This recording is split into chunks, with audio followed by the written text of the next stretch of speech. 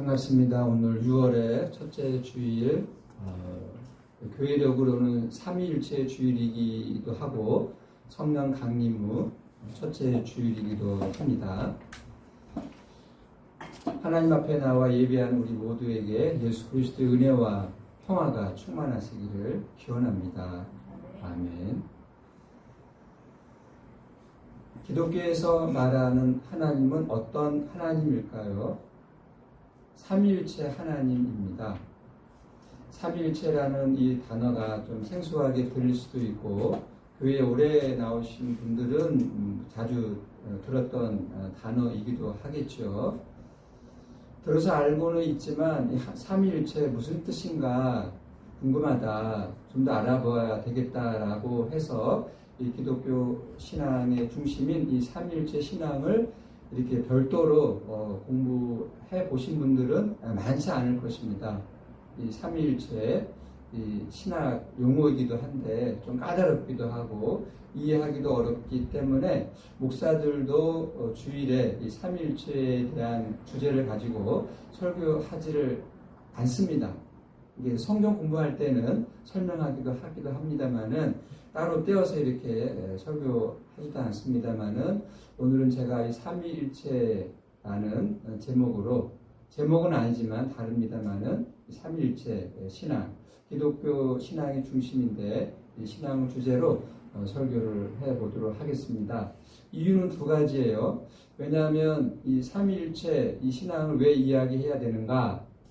우리 기독교 신앙을 기독교답게 하는 그 중심에 삼위일체 신앙이 자리하고 있기 때문이기도 하고, 이 삼위일체 신앙에 근거한 우리 기독교의 영성이 있다면 이 기독교 영성을 통해서 우리의 삶이 더 풍요롭게 되기 때문에 그렇습니다. 오늘 설교 본문이 고린도 후서예요. 이게 바울 사도가 고린도 교회에 보낸 편지가 두 개 있는데 고린도 전서이고 하나는 고린도 후서입니다. 고린도 후서의 마지막 장이 13장인데 그 마지막 단락이 오늘 설교 본문입니다. 11절에 보면 기뻐하고 온전하게 되며 위로를 받고 마음을 같이하며 평안하기를 바란다는 신앙적 덕담이 있고요. 12절에 보면 이제 간단한 인사가 언급된 다음에 13절의 말씀, 고린도 후서 이 편지의 마지막 구절이 나오고 있는데 대단히 좀 특별한 문장이에요. 아마 교회 다니신 분들은 예배 제일 마지막 순서에 이제 담임 목사님이 이 문장을 근거로 해서 축도를 한다는 사실을 알고 있을 것입니다. 제가 다시 한번 읽어드릴게요. 주 예수 그리스도의 은혜와 하나님의 사랑과 성령의 교통하심이 너희 무리와 함께 있을지어다. 이게 뭐 얼핏 보면 인사말 아닌가, 이게 마지막 문장이니까 뭐 인사말 아닌가 그렇게 생각할 수도 있겠지만 인사말은 아닙니다. 유대인들은 물론 하나님을 언급하면서 또 성령을 언급하면서 이렇게 인사는 할 수 있겠지만은 여기에 보면 예수님이 들어가잖아요. 유대인으로서 예수님을 언급한다는 것은 인사말, 인사예법으로는 이렇게 인사하지는 않습니다. 유대인들 중에 어떤 분들은 예수님을 믿는 분들도 있지만 많은 유대인들이 예수님을 믿지 않았기 때문에 이렇게 인사를 하지 않죠. 사도 바울은 그럼에도 불구하고 예수님을 제일 앞에 세워서 이렇게 특별한 이야기를 하고 있어요. 주제가 세 가지 나오고 있어요. 예수 그리스도, 주 예수 그리스도의 은혜, 그리고 하나님의 사랑, 그리고 마지막으로 성령의 교통하심을 이야기하고 있어요. 이런 세 가지 비슷한 형식의 문장들이 신약 성경에는 많이 나오지는 않지만 몇 군데 제가 말씀해 보도록 하겠습니다. 고린도전서 12장 4절로 6절에 보면 바울은 이제 그 성령의 은사를 이야기하면서 은사는 여러 가지이지만 성령은 같다. 그리고 직분은 여러 가지이지만 주는 같다. 사역은 여러 가지이지만 하나님은 동일하다, 같다라고 이야기를 해요. 그러니까 성령님, 그리고 예수님, 하나님, 이 삼중 구조로 이야기를 하고 있는 거예요. 그리고 베드로 전서 1장 2절에도 보면 하나님 아버지, 그리고 성령, 예수 그리스도를 통해서 은혜와 평화가 임한다고 이야기하고 있어요. 그리고 오늘 우리가 함께 읽었죠. 복음서의 말씀, 마태복음 28장, 그것도 이제 제일 끝부분인데, 거기서 비슷한 형식의 문장을 확인할 수 있어요. 제가 읽어드리겠습니다. 그러므로 너희는 가서 모든 민족을 제자로 삼아 아버지와 아들과 성령의 이름으로 세례를 베풀고. 오늘 고린도 후서 13장 13절의 말씀처럼 예수님, 하나님, 성령님 이렇게 세 분이 언급되는 구절이 많지는 않지만 몇 군데 이렇게 우리가 확인해 볼 수가 있습니다. 이것이 이제 삼위일체 신앙의 성경적인 근거로 우리가 이야기하는데요. 이 성경이 기록된 시기가 지금으로부터 2000년 전이거든요. 그때를 일컬어서 우리가 1세기라고 하는데 1세기 중반, 후반 그때의 성경이 기록되는데 그때는 물론 삼위일체 이런 하나님에 대한 언급이 없었죠. 이런 삼위일체 신앙 또 삼위일체에 대한 이야기는 그로부터 이제 200~300년 후에 4세기 그러니까 300년 초에 기원 후 300년 초에 신학자들이 모여서 우리 기독교가 믿는 하나님은 어떤 하나님인가 라고 이야기할 때 예수 그리스도 그리고 하나님 성령님 이렇게 이제 삼일체 신앙을 이야기합니다. 이 삼일체 신앙을 한 문장으로 정확하게 이야기하면 다음과 같이 되는 거예요. 들어보세요.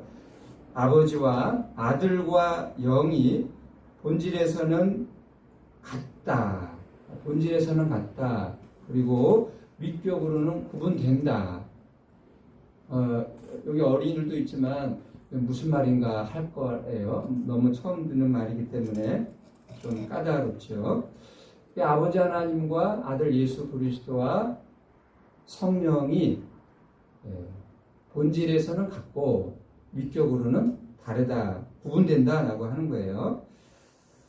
여기 이제 고린도후서 13장 13절에 보면 세 가지 주제가 언급되어 있다고 했어요. 세 가지. 주 예수 그리스도의 은혜, 하나님의 사랑, 성령의 교통하심인데 이거를 제가 설명해서 말씀드리겠습니다. 첫째 주제가 주 예수 그리스도의 은혜입니다. 그리고 교회에서 자주 사용하는 또 듣기도 하는 말 중에 하나가 은혜이잖아요.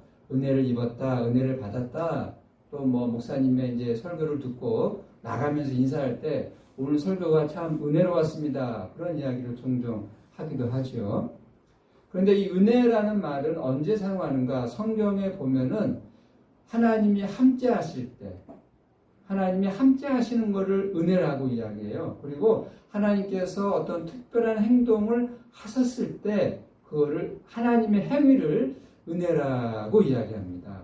그러니까 이 은혜라는 말은 우리 인간에게, 사람에게는 잘 사용하지를 않습니다. 하나님이 함께 하실 때 하나님의 어떤 특별한 행동을 이야기할 때 은혜다라고 이야기를 해요. 그래서 여기 주 예수 그리스도의 은혜라고 이야기하잖아요. 그러면 무슨 뜻입니까? 예수님에게 하나님이 함께 하셨다는 거예요. 그리고 예수님을 통해서 하나님이 어떤 특별한 행동을 하셨다라고 하는 의미를 갖고 있습니다. 그러니까 예수님에게 하나님이 함께 하시고 예수님을 통해서 하나님이 특별한 행동을 하셨다는 말을 한마디로 이야기하면 예수님이야말로 하나님이 우리와 함께 하신다는 가장 결정적인 증거다라는 뜻을 갖고 있습니다. 그래서 마태복음 초반에 보면 예수님의 탄생 이야기를 할 때 천사가 이제 예수가 태어나면 그 이름을 무엇이라 전해주지요. 예수의 이름을 임마누엘이라 하라라고 이제 이야기해 줍니다. 그 임마누엘의 뜻은 하나님이 우리와 함께 하신다는 그런 뜻이죠. 하나님이 함께 하시는 것. 그게 은혜입니다. 하나님이 지금 우리와 함께 하시는데 그게 은혜예요. 뭐 다른 은혜가 더 필요 없죠. 예수님의 사건이 은혜라고 할 때 그 실질적인 이유는 이것입니다. 예수님을 통해서 우리가 이제 생명을 얻는다, 구원을 얻는다라는 이야기를 하잖아요. 우리 인간은 자기가 주인이 되어가지고 내 인생 내가 책임지고 내가 완성해 보고자 하는 이런 욕구, 욕망이 대단히 강합니다. 이것을 성경은 죄라고 이야기해요. 하나님이 생명을 주시고 하나님이 창조하시고 하나님이 만들어 놓으셨는데 그래서 하나님이 이 생명을 완성하시려고 하는데 인간은 아니야. 나의 생명은 나의 삶은 내가 주인이야. 내가 나의 삶을 완성해 볼 거야. 라고 하는 것이 강한데 예수님을 통해서 알게 되었죠. 하나님의 마음이 뜻이 무엇인지. 하나님은 예수님을 통해서 우리에게 생명을 주고 생명을 완성하신다라는 뜻을 이렇게 밝게 말씀해 주셨어요. 하나님이 어떤 분인가를 알고자 한다면 누구를 알아야 되는 거예요? 예수님을 알아야 되는 거죠. 예수님을 통해서 생명을 얻기 때문입니다. 그래서 예수님을 통해서 구원을 얻는다. 그렇게 이제 이야기를 하는 거예요. 비유적으로 이야기하면 고3 학생들은 이제 수능 시험을 앞두고 있잖아요. 수능 시험에서 높은 점수를 받아야 이제 자기가 원하는 대학에 들어갈 수 있는데 그 높은 점수를 받아야 된다는 그 중압감이 대단하죠. 그런데 그 중압감에서 벗어나면 그런 어떤 수능 점수와 관계없이 내가 원하는 대학에 들어갈 수 있다고 한다면 그 수능 점수가 중요한 게 아니잖아요. 그런 학생의 모습과 우리가 예수님을 통해서 구원을 얻는 것과 비슷한 거예요. 우리의 삶도 따지고 보면 이 수능 시험을 앞둔 학생들의 모습과 다를 바가 없습니다. 이게 경쟁이 치열하고 그리고 높은 점수를 우리 어른들도 회사에서 일할 때에 높은 점수를 받고자 얼마나 열심히 살아가는지 몰라요. 그게 다 중압감이거든요. 무거운 짐이거든요. 근데 무거운 짐을 다 벗기를 원하는데 그 무거운 짐을 다 안고 우리는 살아가고 있어요. 이런 사회 구조적인 경쟁만이 아니라 다른 사람들로부터 내가 인정받고 싶다라고 하는 이런 마음도 너무나 지나치다라고 하는 거죠. 우리의 모습입니다. 소극적으로 아니면 적극적으로 또 상대를 이렇게 지배하면서 거기서 이렇게 좋아하고 만족해하는 우리의 모습들이에요. 그래서 갑질 그런 이야기 많이 하잖아요. 다른 사람을 위에서 밑에서 이렇게 보면서 깔보고 업신여기고 그러면서 이렇게 좋아하는 사람들이 많다는 거죠.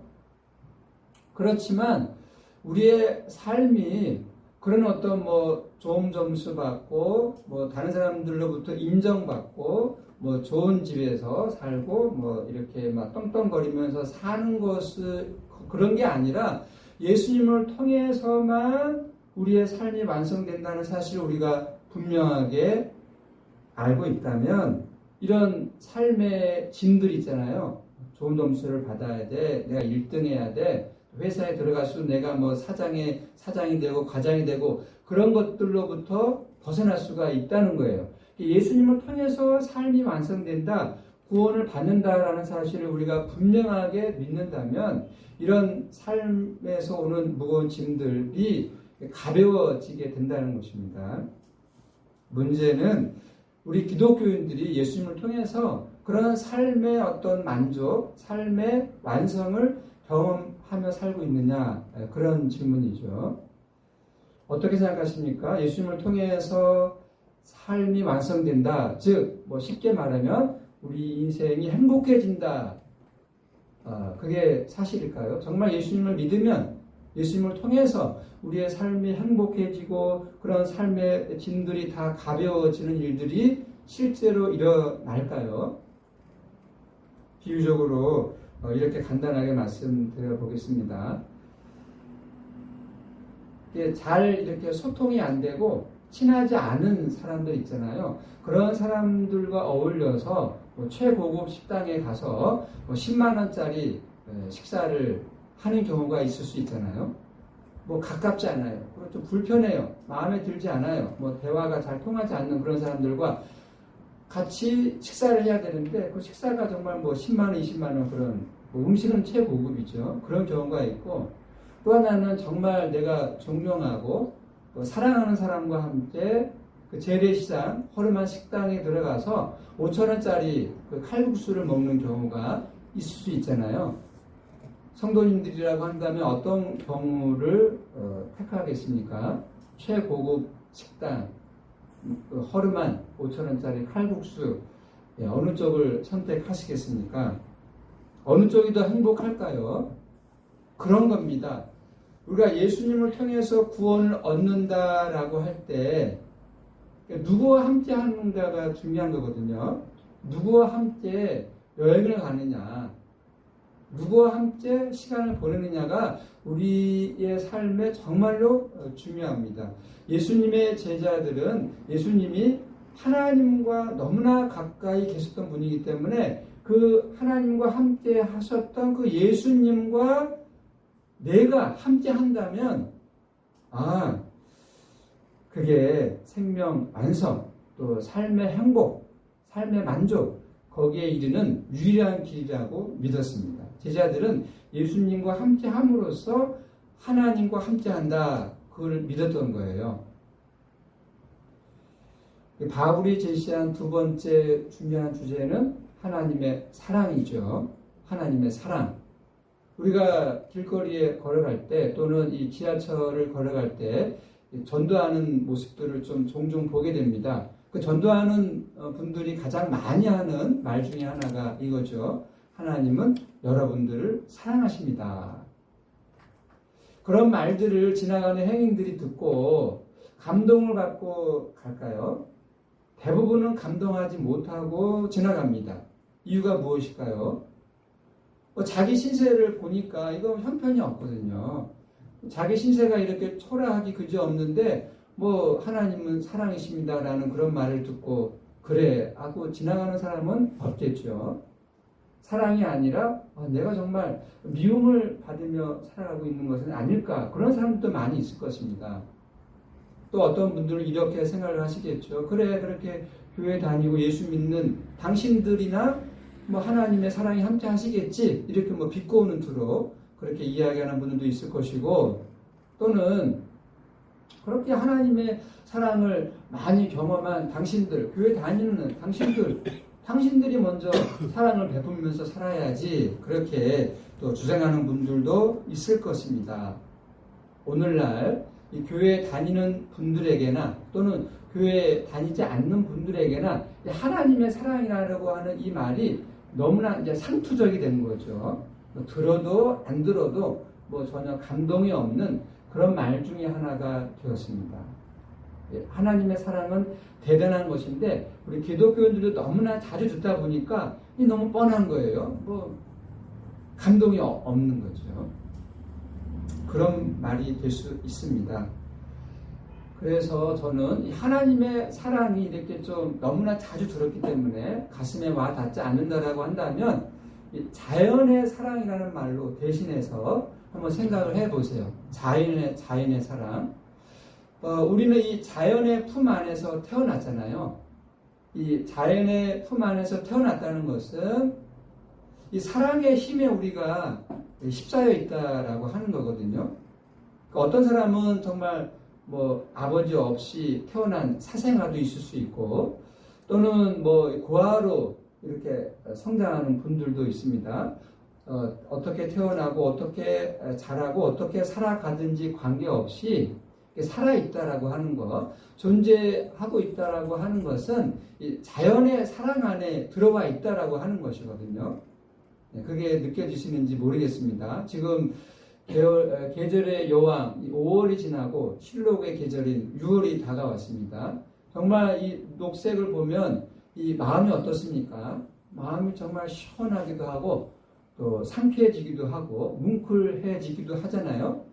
근데 이런 그 자연의 세계를 보면서 그런 것들을 느끼는 사람이 있고 그런 거 전혀 느끼지 못하고 무감각하게 살아가는 사람들이 있습니다. 우리가 매일 맞이하는 이 하루하루를 지루하게 맞이하는 분들도 있고 비처럼 정말 새롭게 늘 이렇게 하루하루를 새롭게 맞이하는 분들이 있어요. 이게 우리가 자연으로부터 받는 사랑이거든요. 그래서 어떤 분들은 내가 정말 이 사랑받으며 살아가고 있다라고 하는 사실을 순간순간 느끼는 분들이 있고 그렇지 못하게 살아가는 사람들이 있습니다. 하나님은 이 자연보다 정말로 크고 크신 분입니다. 하나님이 자연을 포함한 모든 만물을 있게 하신 분, 창조하신 분. 우리가 창세기 1장 말씀을 읽었잖아요. 이 모든 눈에 보이는 것들과 보이지 않는 것들을 존재하게 하고 또 살아있게 하는 분이 창조주 하나님이거든요. 예, 그 하나님의 사랑은 정말로 우리가 다 파악할 수 없고 너무나 깊고 너무나 높고 너무나 크기 때문에 우리 인간의 능력으로는 다 파악할 수가 없어요. 탕자의 비유에서 보면 그 하나님의 사랑을 어떻게 이야기해주고 있습니까? 그 둘째 아들이 정말 허랑방탕하게 살고 유치하게 살고 허물이 많고 잘못한 것이 많아도 그 아버지 하나님의 사랑은 그럼에도 불구하고 그 아들을 품고 아끼고 기다려주는 그런 사랑이잖아요. 그게 하나님의 사랑이에요. 바울은 고린도 교회 성도들이 그 하나님의 사랑에 눈을 뜨기를 바라는 마음으로 하나님의 사랑을 이야기하고 있습니다. 세 번째 주제, 성령의 교통하심이에요. 성령의 교통하심. 교통하심은 헬라어 코이노니아의 번역인데 친교라는 뜻으로 우리가 알고 있어요. 성령의 코이노니아, 성령의 친교. 고린도교회 신자들이 이 성령과 밀접한 친교를 맺고 살아가기를 바라는 마음으로 바울은 이 이야기를 하고 있어요. 성령 충만이죠. 한마디로 이야기하면 성령 하면은 이제 어떤 분들은 성령을 좁은 의미로만 생각하기도 합니다. 방언 또는 입신, 신유 등등 일종의 은사주의 운동으로만 성령을 생각하기도 한데 성령에서 말하는 성령은 생명의 영이거든요. 생명의 영. 우리가 창세기 1장에도 그 하나님의 영이 수면 위에 있었다라고 이야기하잖아요. 생명의 영, 생명의 영이 성령이기 때문에 성령은 모든 곳에 다 있는 거죠. 우리 인간의 삶의 영역에 다 함께 하시는 분이 성령입니다. 그러면 성령이 함께 하신다는 사실을 어떻게 우리가 알 수 있을까요? 어떤 사람이 자기 자신 안에 갇혀가지고 자기 자신만 알며 살아가는 그런 사람이 있어요. 그렇게 갇혀 살다가 이웃을 향한 마음이 이렇게 열렸다라면 그분에게 성령이 임하신 것입니다.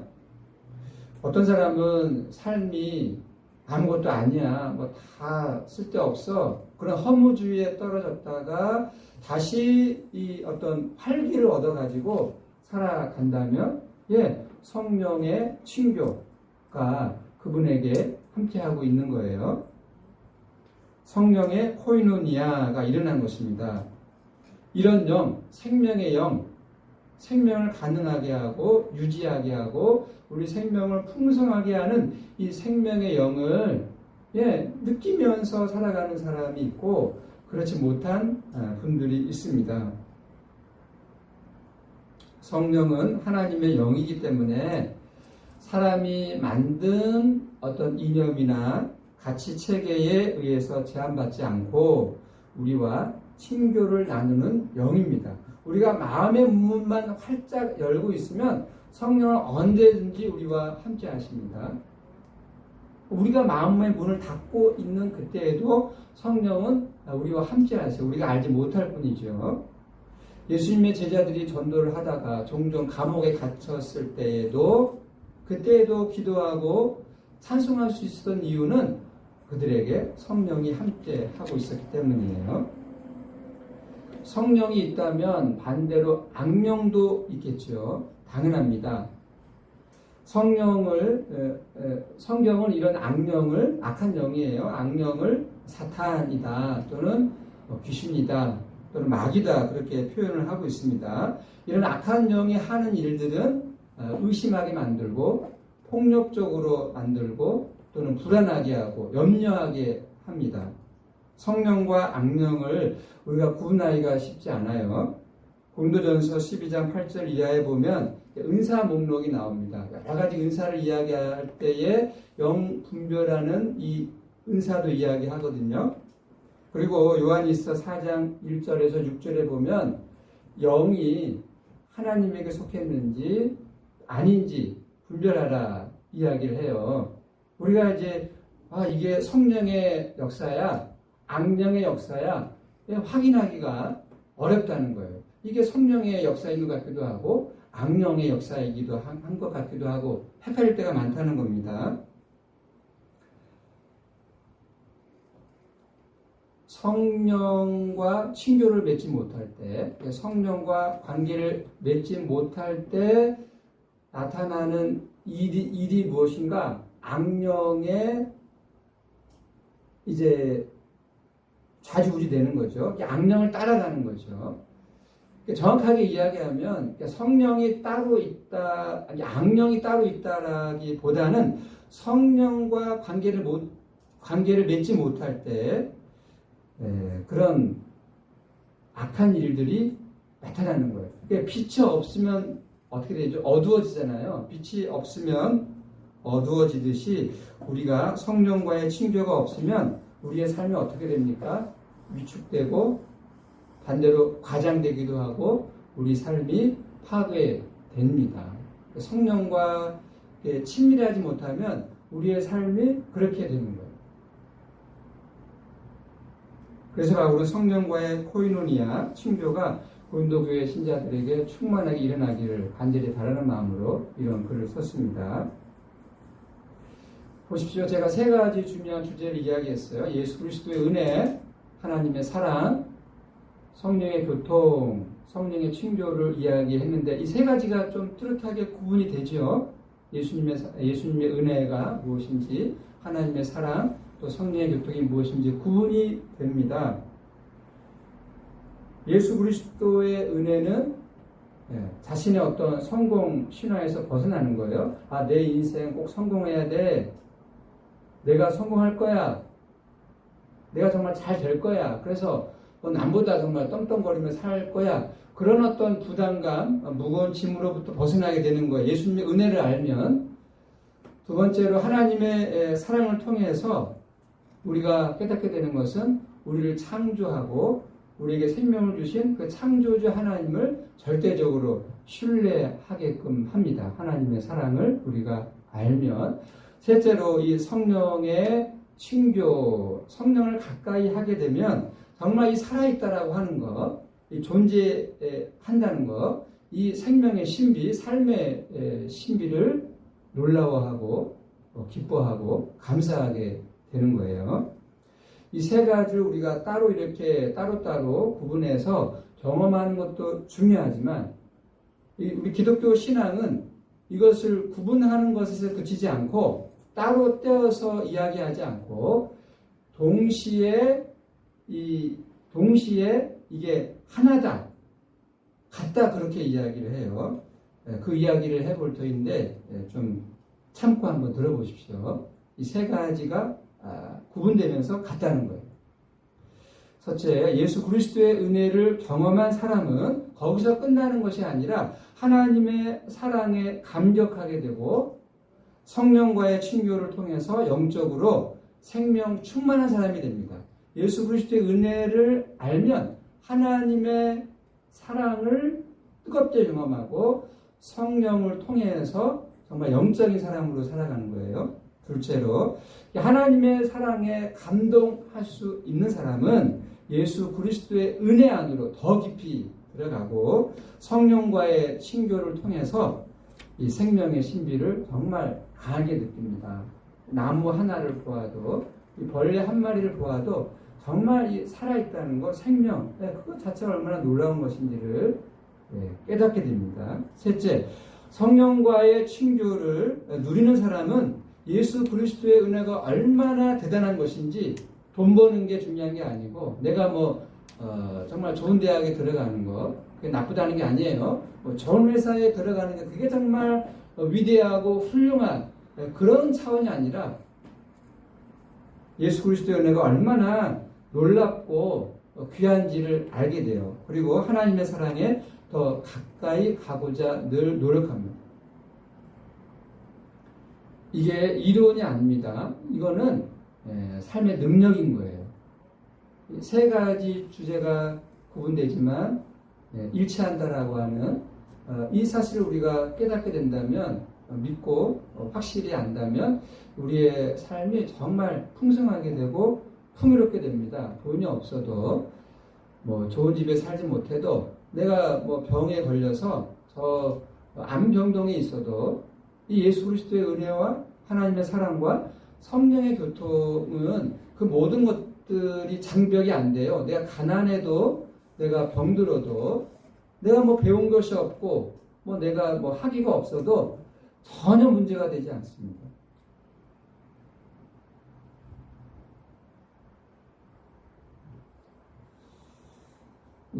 설교가 좀 더 있는데 오늘 또 처음 오신 분들도 있고 우리 학생들도 있어서 더 이야기하면 좀 어려울 것 같아요. 그런 느낌이 좀 드는데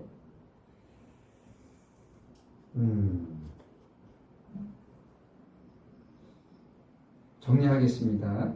내용은 충분하게 전달이 된 것 같아요. 정리하면서 이렇게 정리해 보겠습니다. 그러니까 삼위일체 신앙을 이렇게 정리하면 좋을 것 같아요. 그 중심에 예수 그리스도가 있습니다. 예수 그리스도의 은혜를 중심으로 놓고 예수 그리스도의 은혜와 하나님의 사랑 사이에서 벌어지는 이 관계가 하나이고요. 그리고 예수 그리스도의 은혜와 성령의 친교 그 사이에서 벌어지는 관계가 이게 이제 그렇게 요약이 되는 거예요. 예수 그리스도의 은혜와 하나님의 사랑, 예수 그리스도의 은혜와 성령의 친교. 예수님을 통한 구원 사건이 하나님의 사랑이고 또 성령의 역사입니다.